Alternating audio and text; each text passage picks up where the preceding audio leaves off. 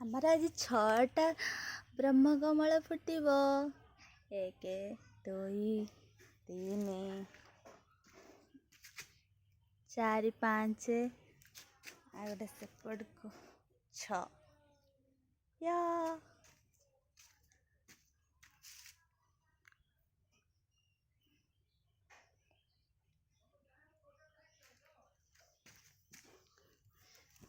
ଦେଖୁଛି ଦେଖ ପତ୍ରରୁ ବାହାରିଛି ଫୁଲ।